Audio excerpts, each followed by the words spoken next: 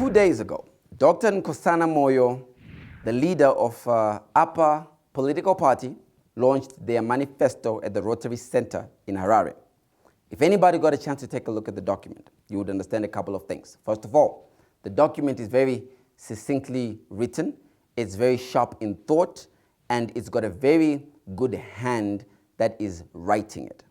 Something you would expect if you're reading a document from Dr. Nkosana Moyo. In fact, if the contest was a classroom and candidates had to write on pieces of paper their ideas or thought processes on what should happen in order to move Zimbabwe forward, this is probably the best document in the market.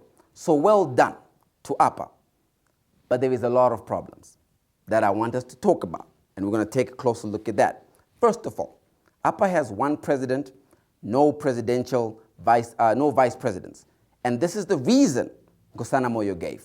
So I actually do not have to have a VP at the moment. Does it mean I won't have a VP? No, it doesn't mean that. But I'm not going to be stampeded into that position either. So the day you say you are my VP, it means you are president. Because if I go under a bus or whatever, that person is president. So a VP has to have the characteristics of being able to walk into the presidency and follow it. That is exactly what the problem is from the beginning of Nkosana Moyo's campaign. I'm not shooting him down, but I've always maintained when you are an independent candidate, there is a couple of problems that follow you that sometimes you don't realize are problems, but they're going to bite you in the future. Let me narrate you and walk you through it. Problem number one, you don't run a campaign that's all about you. The very reason for running for public office is to make it about the people. But you don't make it about the people if you don't have the people. You have a political party where when you look at the room of the manifesto launch, you have more media journalists in the room than you have party supporters. You are talking about a political party that is only fielding 16 candidates across the whole country. We've got space for 210 candidates and 60 proportional representation candidates, and you only send 16 candidates. And then you have one presidential candidate.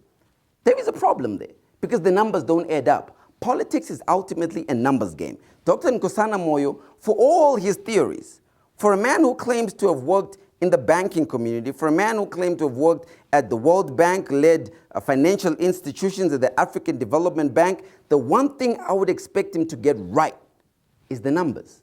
Because it is a numbers game, right?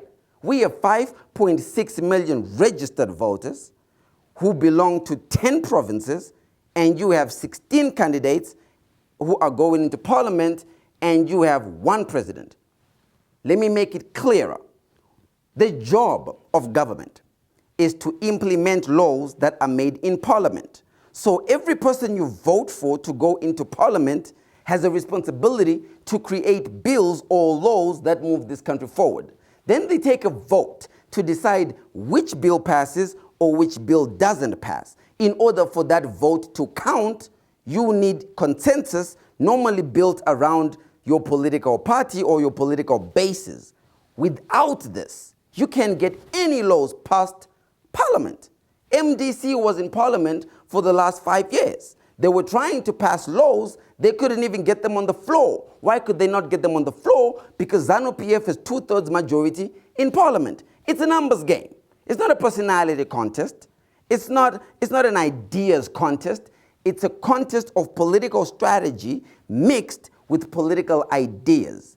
And this is what APA got wrong 2 days ago. At Chicken Inn, we believe that love is timeless. We know that it is the simple moments that matter. Simple moments that become the priceless moments we cherish. We understand that what we love brings us together, and that our vows and commitments bind us even closer. And so as days turn into months, months turn into years, and years turn into milestones, we remember the smiles, the laughter, and the things we loved. As time and age advance, and the blessing of love is passed on to yet another generation, as past, present, and future collide, all that remains are the moments shared together, the memories. All that remains is love. The original Zimbabwean taste you've loved since 1987. Chicken Inn.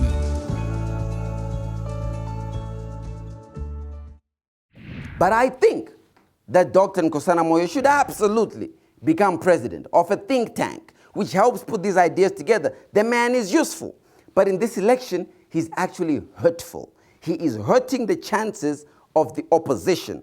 I'm not saying he shouldn't be in the race. This is what democracy is all about. That even when we disagree, we should protect each other's right to be able to disagree. I am contesting the very logic that you're going into a pinnacle election and the opposition is fighting against a political party that is much stronger in many of the factors that matter. You know, elections are all about money, they're all about numbers, and they're all about muscle. ZANU-PF happens to have a lot of that. MDC has quite a good bit, but in order for MDC to win, they need everybody to rally behind them. When you split that, you don't hurt ZANU-PF. When you split, you know, Nkosana Moyo is not contesting for a ZANU-PF vote. He's contesting for an opposition vote. What he has done is he is hurting Nelson Chamisa, what I think is the right thing to do. Mr. Nkosana Moyo, if you're coming into this game, understand there are rules to this game everywhere in the world. It's about the masses. It's about appealing to everybody. You don't run an elitist organization and bring it into a political fora and expect that the masses will respond to that. You speak a lot about having worked in the United States. You speak a lot about having worked in South Africa and having worked in the United Kingdom. You tell me, which of any of those democracies have applied the concept of elitism in order to rule? In fact, not any of your seats will get half of the votes in any of your constituencies. And as for your presidential bid, Nkosana, you are not Nkosana. Zimbabwe, guys. Zimbabwe is we need to be serious. And to be serious, decide between ZANU-PF or MDC.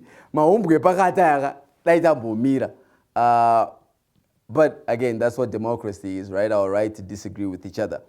The election, we're in election fever now. We're going to hear more manifestos coming up, but very good manifesto. Well done for writing it. I think some of those ideas ZANU-PF can take and implement, MDC can take and implement.